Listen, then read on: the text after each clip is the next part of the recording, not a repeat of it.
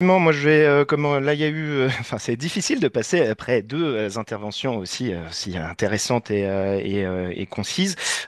Du coup, justement, moi, je vais rebondir peut-être sur le cycle de webinaire, en fait, hein, l'adaptation au changement climatique et voire aux changements globaux, en fait. Agathe avait a bien évoqué la différence finalement entre l'évolution des effets du changement climatique, en fait, qui vont nous impacter, ainsi que d'autres effets qui risquent potentiellement d'impacter aussi nos sociétés. Du coup, le cycle de webinaire s'appelle l'adaptation, enjeux, démarches, données et outils. Et in fine, du coup, je vais vous présenter aussi en quoi le CEREMA accompagne et peut accompagner un certain nombre de démarches du coup qui sont justement pour répondre aux grands enjeux que Agathe finalement a explicités et ainsi que Ludovic a présenté finalement peut-être les difficultés en tant qu'élu, en tant qu'acteur du territoire, etc., à réussir à avancer et aujourd'hui, enfin à avancer, à résoudre certains problèmes. Et du coup, le CEREMA est vraiment au service des territoires, au service des collectivités pour répondre à un certain nombre de problèmes. Du coup, diapo suivante, Clarisse, s'il te plaît. Et on voit un petit carré bleu, donc à voir pour le calage de la présentation. En tout cas, pour me présenter, moi, je suis chef adjoint du groupe Eau et Risque, en fait, au sein du CEREMA, donc dans la direction technique risque, eau et mer. Et en fait, j'en profite pour présenter un petit peu le CEREMA, mais le CEREMA est organisé avec des directions techniques qui sont nationales, qui élaborent des outils, des guides, des méthodes d'accompagnement, etc., au service des territoires. Et en fait, donc, du coup, il y a ces directions techniques qui développent ces outils. Et ensuite, on a des directions territoriales qui sont locales, qui sont directement en contact avec les collectivités et qui finalement accompagnent les territoires dans la mise en œuvre de ces grands outils qui sont élaborés à l'échelle CEREMA, etc. Moi, donc, en étant dans la direction technique risque OMR, on s'occupe notamment des thématiques d'environnement et de risque. Et dans ce domaine-là, il y a le secteur eau et gestion des milieux aquatiques, dans lequel il y a un certain nombre d'actions justement qui ont été évoquées soit dans les questions, soit dans les propositions. Quand on a parlé d'hydrologie régénérative, de désimperméabilisation, etc., finalement, le CRMA accompagne l'entièreté de toutes ces actions-là au service des territoires et pour améliorer la résilience des territoires pour l'eau. Le mot résilience fait toujours un petit peu débat, etc. Moi, j'en profite pour vous relayer un outil qui a été développé par le CEREMA qui s'appelle la boussole de la résilience et qui finalement permet d'embrasser, j'ai envie de dire, les différents enjeux, comme l'a explicité Agathe.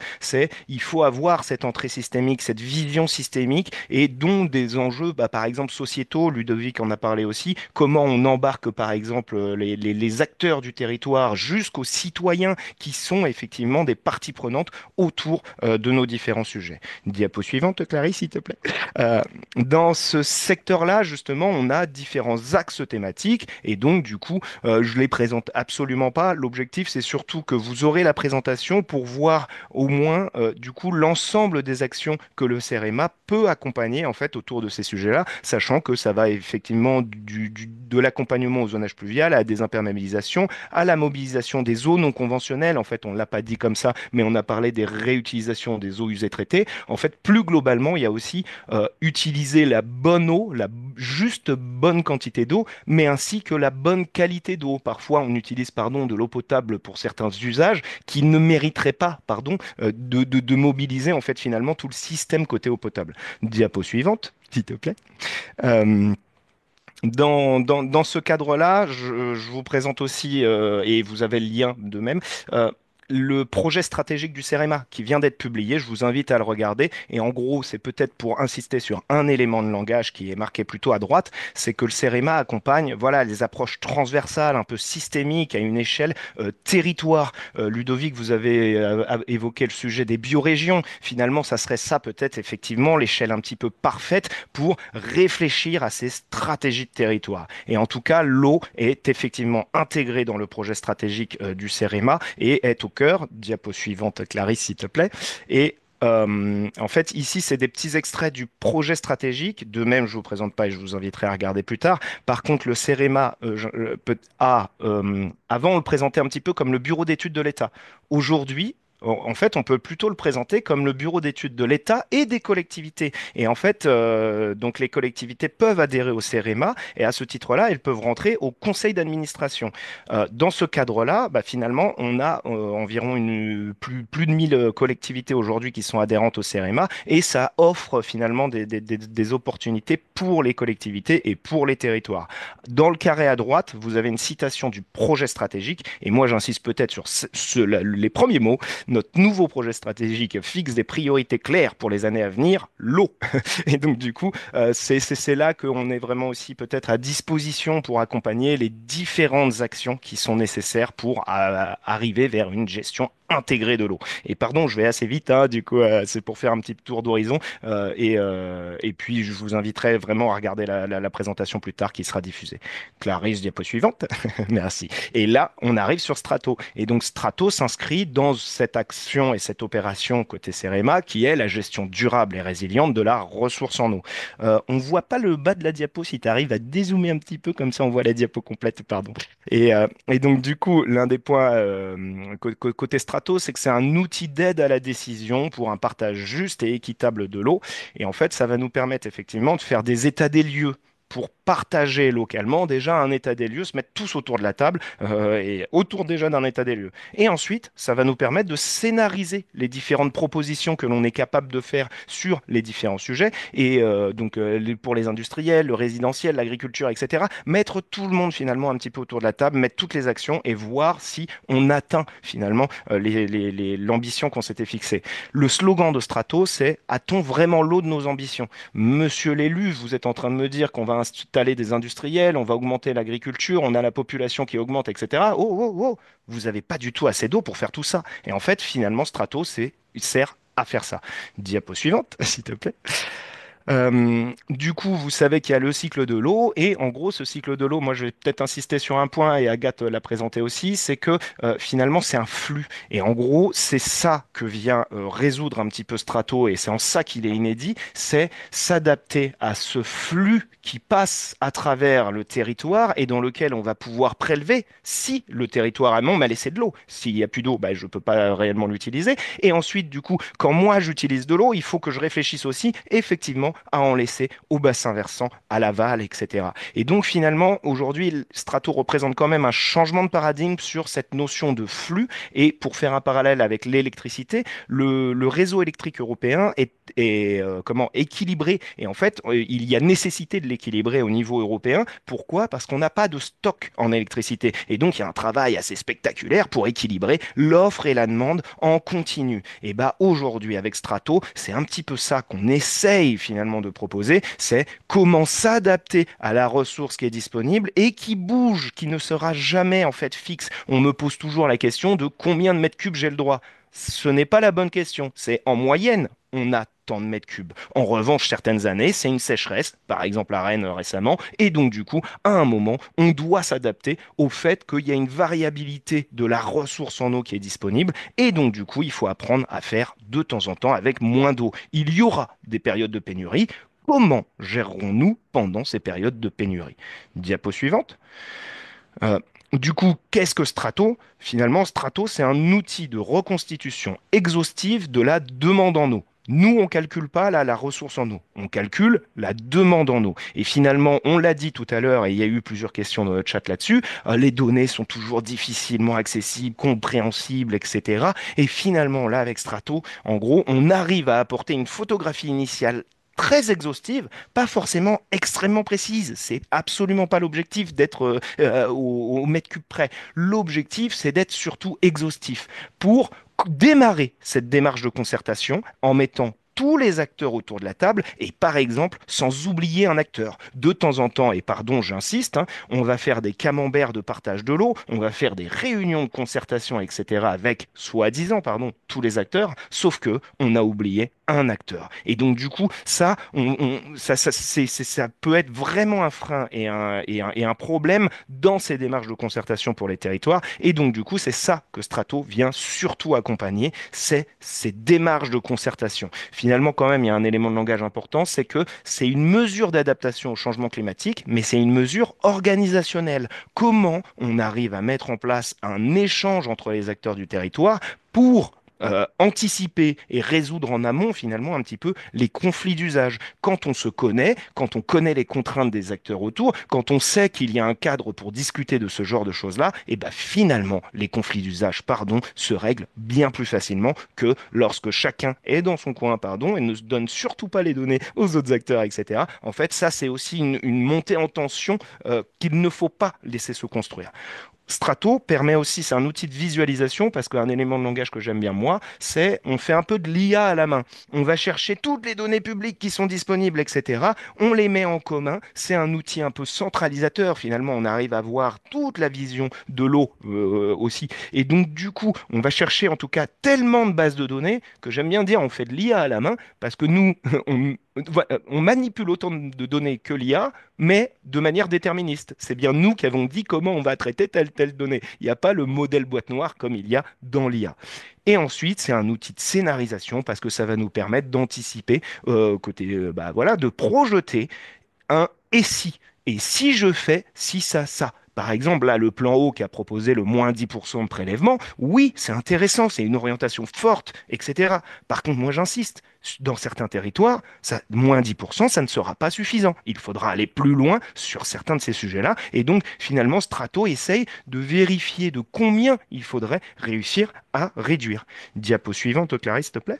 Euh, et comment fonctionne Strato? Bah, finalement, on va faire appel à certaines données d'entrée que l'on va croiser avec des données cartographiques. Et en fait, ça va être une des forces de Strato. Justement, on a parlé des données. Les données sont souvent à différentes échelles, etc. Et bah, là, dans Strato, finalement, on va avoir capacité à agréger, désagréger les données, à jouer entre les différentes bases de données pour atteindre en tout cas l'information recherchée par la gouvernance locale. Et effectivement, on a parlé des clés, les commissions locales de l'eau. Finalement, Strato vise quand même en première cible ces organes de gouvernance de l'eau qui visent à organiser le partage de l'eau. Et en bas, il y a les petits carrés, en fait, ils sont importants.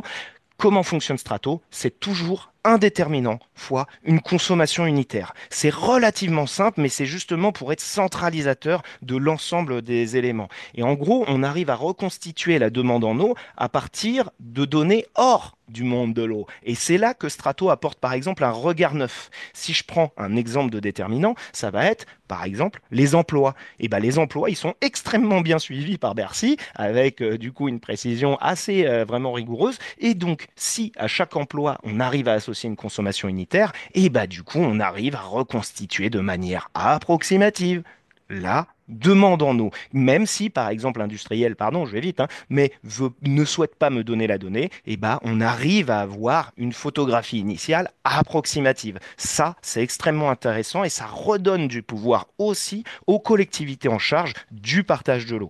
Voilà, diapo suivante, s'il te plaît.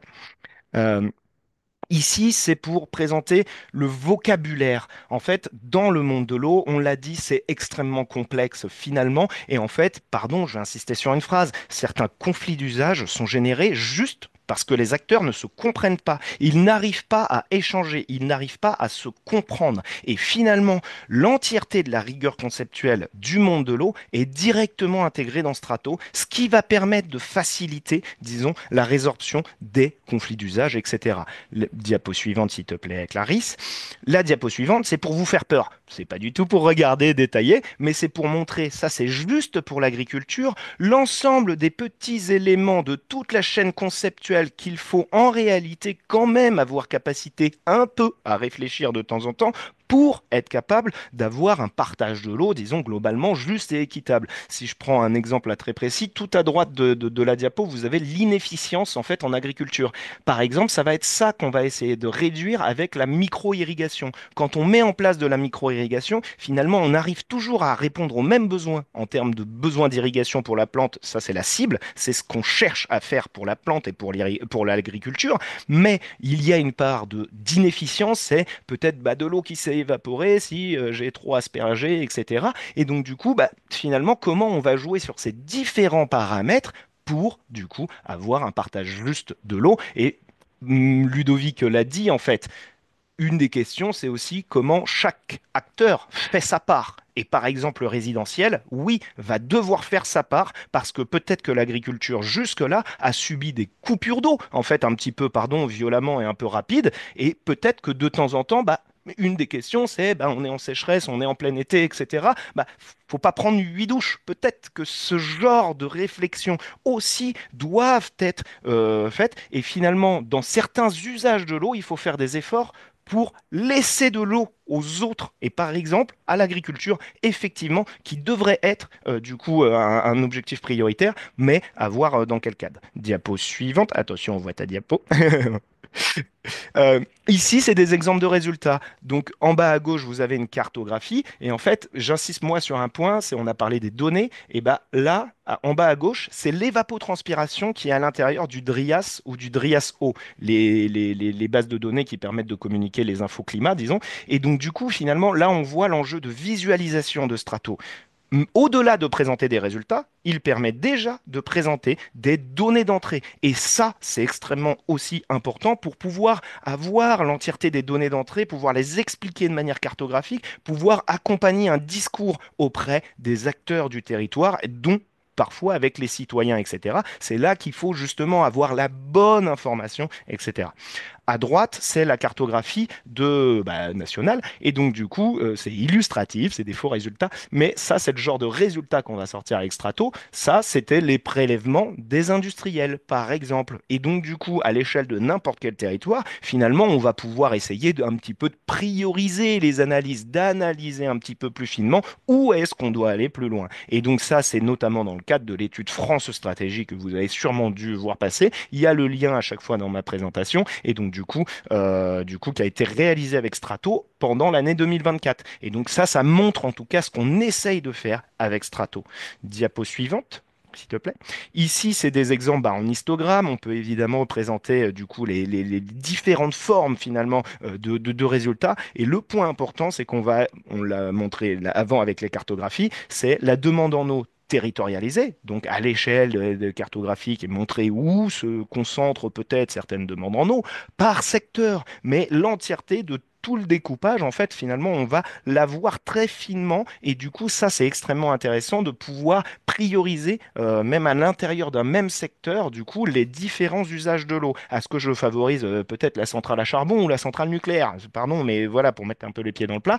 Et du coup, derrière, de mensualiser. Ça va être vraiment un point extrêmement important. Les données annuelles ne permettent pas de définir un partage juste et équitable de l'eau. On va le voir. Du coup, diapo suivante, s'il te plaît. Ici, ça va être pour le côté interactif, c'est ce que je vous disais sur la centrale à charbon. Ici, j'avais posé ma souris sur les centrales électriques, le gros carré gris. Et donc, quand je mets ma souris sur le gros carré gris, eh ben, ça va me donner le détail à l'intérieur. Bref, on va pouvoir jouer avec tous ces affichages, etc. Et pour, encore une fois, avoir la bonne information à présenter à un organe de concertation tous ensemble autour de la table. Diapo suivante.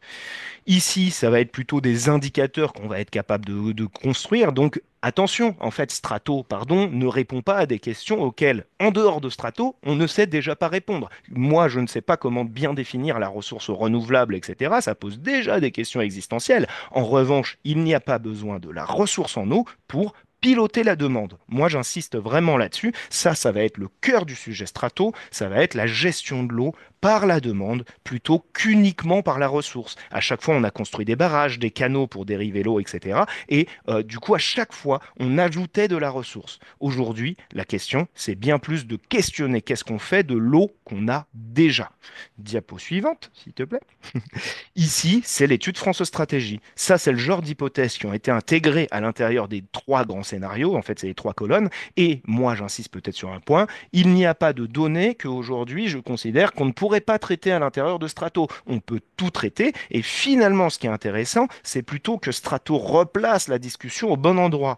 Avez-vous des données? Que voulez-vous en faire? etc. Est-ce que Strato peut le traiter? Oui, ça, c'est pas vraiment la question. La question, c'est beaucoup plus, est-ce que les données sont réellement disponibles et que veut-on en faire? Derrière, de l'intégrer dans Strato, et ben finalement, ça passera. Dans un exemple quand même de données qu'on n'arrive pas à intégrer, les agriculteurs regardent la météo. C'est-à-dire que bah, demain il pleut, il devait irriguer aujourd'hui, et du coup, parce qu'il sait qu'il pleut demain, bah, il irrigue pas. Ça va être le genre de dynamique qu'on ne sait pas intégrer, sachant que si on arrivait à l'intégrer, à le définir en dehors de Strato, on pourrait l'intégrer dans Strato.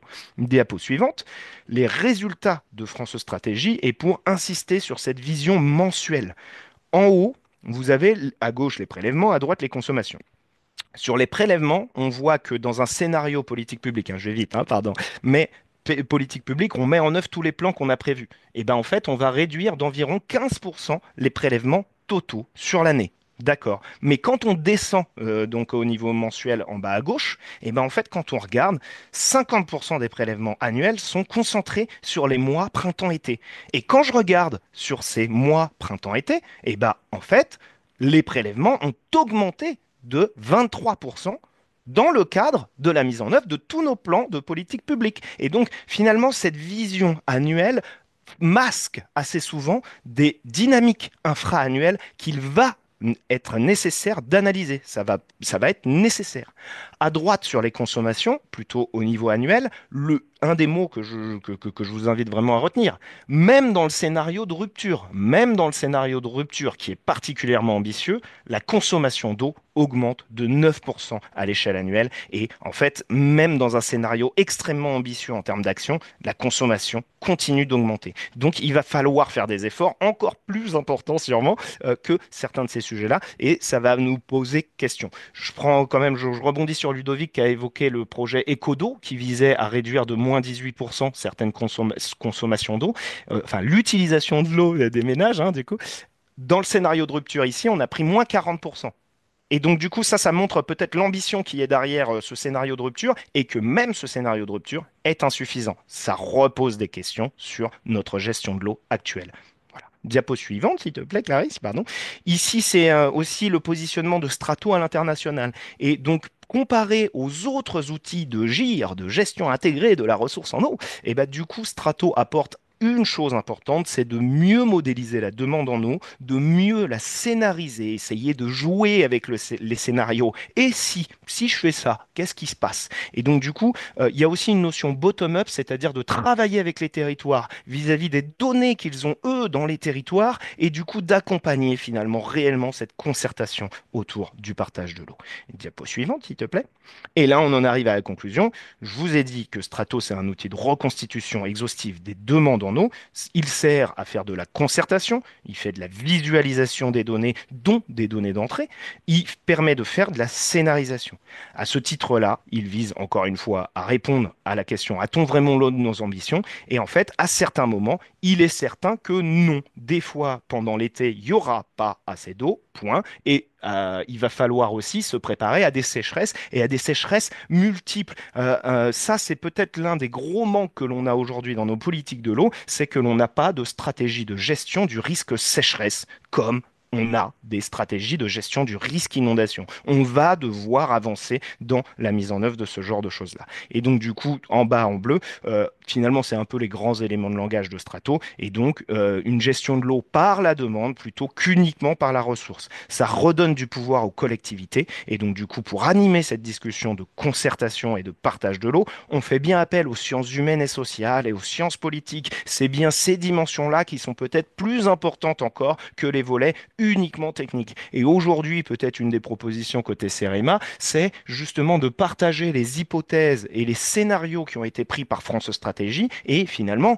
qu'est-ce que France Stratégie a retenu chez vous? Et du coup, derrière, ça permet déjà d'animer cette discussion, d'avoir une proposition initiale et d'initier ces discussions. Et donc, comme je l'ai dit, les cours d'eau respirent, la ressource en eau est variable chaque année, etc.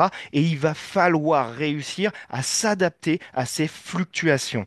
Aujourd'hui, nos politiques ne sont pas forcément calées pour répondre à ces fluctuations. La question n'est pas comment je partage mes 500 millions de mètres cubes.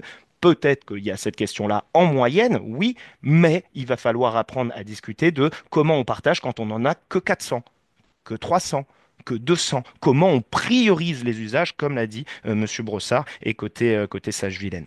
Et du coup, diapo suivante, s'il te plaît, Clarisse. Et donc, je vous invite à vous rapprocher de vos directions territoriales. Finalement, ici, vous avez la carte des implantations CEREMA, et donc, du coup, qui peuvent encore une fois vous accompagner sur ces démarches de partage de l'eau, avec notamment l'outil Strato, etc., mais aussi dans toute autre démarche. On parlait de désimperméabilisation, toutes les actions finalement de gestion intégrée et de stratégie de territoire. Et diapo suivante, je crois que c'est le merci de votre attention. Merci et aux questions. Merci beaucoup, Bilal. Alors, on va prendre quelques questions. Tout d'abord, pour quel public Strato est-il disponible? Est-il accessible uniquement aux adhérents du CEREMA ou est-il aussi accessible aux non-adhérents? Et puis, des résultats sont-ils déjà publiés? Ça, c'est l'étude France Stratégie, mais peut-être y en a-t-il d'autres. Voilà, deux premières questions. Oui, alors du coup sur l'accessibilité, justement, aujourd'hui Strato, ça reste un outil un petit peu d'expertise et donc du coup, on peut, en fait, il est presque trop puissant, c'est-à-dire qu'on peut tout, in fine, manipuler. Et donc, non, ce n'est pas un outil librement accessible sur Internet, etc. Et c'est pas forcément la vocation. On verra un jour si ça avance sur certains de ces sujets-là. C'est pas limité aux adhérents, mais du coup, finalement, vu que c'est un outil d'expertise et de mise en place de concertation, et ben finalement, ça, c'est un accompagnement du CEREMA avec du temps d'agent CEREMA. Et finalement, souvent, c'est une prestation que le CEREMA fait pour un territoire, mais c'est notamment pour le temps d'agent qu'il y a derrière. Et pour les résultats effectivement disponibles, il y a l'étude France Stratégique, et je réitère, qui a été faite notamment avec Strato, et donc du coup qui montre finalement les réflexions qu'on essaye d'avoir. Et aujourd'hui, on a des dizaines d'études finalement en France avec des territoires, que ça soit à Nantes Métropole, là on vient de finir l'étude, dans l'Allier, sur Volvic, etc. On a avec EDF, avec VNF, en fait, on a des actions qui se lancent du coup, des études. Et donc du coup, les résultats, là, ça serait surtout peut-être l'étude de Nantes Métropole qui vient de sortir et qui sera publiée sûrement dans les semaines qui arrivent. Alors peut-être on continue et après on prendra plus une ou deux questions de fond, mais peut-être sur l'aspect accès à Strato. Une question de Karine Félix. Quelle durée faut-il prévoir sur la déclinaison de Strato sur un territoire de 3500 km²? Après, effectivement, il y a des questions de budget, mais on va peut-être pas y répondre parce que tout dépend effectivement de la complexité. Mais si Madame Félix, vous êtes intéressée, vous pouvez peut-être envoyer dans le chat en privé votre adresse email à Bilal, qui pourra ensuite faire un suivi de votre question. Mais globalement, quelle durée pour faire une étude Starato? Et, Hmm. Et c'est là que je réinsiste sur le fait que finalement l'ambition d'une étude strato dépend du temps de concertation qu'on y met aussi. En fait, on peut aller très rapidement pour produire finalement cette photographie initiale, reconstitution exhaustive de la demande en eau, mais qui n'est pas exacte. C'est pas l'objectif d'ailleurs d'être exact, ça apporte un regard neuf. Ça peut aller extrêmement vite. Néanmoins, ça mérite d'être un peu critiqué par la connaissance du territoire. Tiens, attention, là on a mis la centrale nucléaire à tel endroit, est-ce qu'il y aura vraiment une centrale nucléaire? Est-ce que je veux le prendre en compte ou pas, etc. Et donc du coup, derrière, j'insiste sur la différence entre l'outil Strato et la démarche de concertation Strato en fait. Et donc du coup, l'outil finalement, bah voilà, côté CRMA, on arrive à produire des résultats suffisamment rapidement. Néanmoins, prendre le temps de concertation, à mettre tous les acteurs autour de la table, à récupérer les données des différents acteurs pour les implémenter dans Strato, etc. Et bah du coup, tout ça, ça va être du temps. Et en fait, l'ambition se cale génère du temps d'agent et finalement le coût potentiel d'une étude est impacté par ça. Et pardon, j'insiste, en fait, on pourrait faire une étude Strato pendant 1 million d'années. Je vais chercher tous les compteurs presque des individus, en fait, hein, tous les compteurs individuels. On pourrait les rentrer à l'intérieur de Strato pour être extrêmement précis. C'est pas forcément l'objectif. Quand on fait des calculs en ordre de grandeur, etc., bah, finalement, on arrive à tirer des conclusions politiques. C'est ce que je disais pour les 9%. Même dans le scénario de rupture, la consommation d'eau augmente. Mais justement, sur la partie données, Bilal, est-ce que tu peux un peu revenir dessus? Il y a plusieurs questions de Patrice Guillaumard. Vos acteurs connaissent-ils précisément leur consommation et leurs réels besoins? quelles sont les données qui sont utilisées? Faut-il vraiment avoir une vision exhaustive des consommations? Comment est-ce que cela s'articule aussi avec les études HMUC? Est-ce que ensuite il y a des comparaisons qui est fait entre vos résultats et ces études-là? Comme tu le disais, c'est un outil aussi d'approximation. On connaît les grands volumes. Et un autre point que tu indiques souvent, c'est on sait aussi que les volumes d'eau qui sont rapportés ne sont pas forcément toujours exacts. Alors, comment Oui. est-ce que Et, vous... et finalement, enfin, moi j'aime bien la demande sur à ce que les acteurs connaissent leurs besoins. C'est ça aussi qu'on essaye peut-être de résoudre avec cette démarche de concertation, c'est-à-dire de temps en temps, encore une fois j'insiste, les conflits d'usage sont générés juste par des problèmes de vocabulaire, de conceptuel, de conflits tout court en fait, du coup, en réalité c'est pas un conflit de l'eau, c'est un conflit tout court. Et du coup derrière, c'est là que cette démarche de concertation permet de mieux adapter finalement l'activité à son besoin en eau, de mieux redéfinir comment on pourrait atteindre finalement le même, comment dire, la même qualité pardon, de service, que ce soit un industriel, un agriculteur, du résidentiel ou je sais pas quoi, et bah, du coup, la même qualité, pourtant en utilisant beaucoup moins d'eau. Et bah, de temps en temps, finalement, quand on arrive à justement avancer sur ces côtés de concertation, bah, on arrive aussi à avancer sur ce genre de meilleure appréhension du besoin en eau. De quoi ai-je réellement besoin pour fonctionner. Pour l'articulation avec les études HMUC ou HMUC, euh, en fait, finalement, Strato, moi, ce que j'aime bien dire de temps en temps, c'est que c'est un peu une mini-étude HMUC. Et donc, du coup, ça nous permet, par exemple, de scénariser plein de choses, et du coup, derrière, de choisir sur quel scénario on va aller faire vraiment la vraie grosse étude HMUC qui est un petit peu plus lourde, un petit peu plus compliquée. Et aussi dans l'articulation HMUC, en fait, nous, on apporte encore une fois un regard neuf sur les usages de l'eau. Et bah, Strato, par exemple, est extrêmement intéressant pour re-questionner le U des études HMUC. Et notamment, par exemple, de le scénariser. En fait, assez souvent, finalement, pardon, hein, une des critiques sur les études HMUC, c'est la difficulté à projeter les usages de l'eau. Et je reviens peut-être sur une des phrases d'introduction où je rebondissais sur une des propositions de Agathe Zen, mais enfin une des phrases, mais c'est il y a les effets du changement climatique qui vont impacter le cycle de l'eau. Ce n'est pas la seule chose qui impacte le cycle de l'eau, il y a aussi les usages que l'on fait de l'eau. Si je construis 70 000 industries à l'amont du bassin versant, bah, il n'y a plus d'eau. Mais du coup, changement climatique ou pas changement climatique. Et bref, du coup, c'est beaucoup plus aussi d'appréhender l'impact anthropique finalement sur le cycle de l'eau. Et donc derrière, on fait effectivement des comparaisons et des validations avec un certain nombre d'autres outils, que ce soit des modèles hydrologiques, etc., par exemple de l'INRAE, ou bien notamment donc la BNPE, la base de données nationale des prélèvements en eau. Une des entrées de Strato, c'est que la BNPE est nécessairement incomplète. A, il y a un seuil de déclaration et donc du coup en dessous du seuil on ne voit rien. B, ce sont des données annuelles. Et justement, comme je vous ai dit, il va falloir réussir à mensualiser les besoins en eau pour pouvoir les piloter un petit peu mieux. Merci beaucoup, Bilal. Juste dernière question. Est-ce qu'il y a en région des correspondants Strato qui contacter si on est intéressé? Oui, et le point important, c'est que, justement, c'est de vous rapprocher de la direction territoriale de votre territoire, en fait. Cette direction territoriale est la référente pour tous les contacts et tous les accompagnements que vous souhaiteriez avoir, sachant que vous pouvez adhérer au CEREMA si vous ne l'êtes pas, vous pouvez aussi faire des prestations ou comment dire, de solliciter le CEREMA, en fait, en dehors de l'adhésion, etc. Et donc, du coup, oui, dans chacune des déterres, aujourd'hui, il y a des référents Strato, justement, que je suis en train de former aujourd'hui et pour déployer massivement Strato.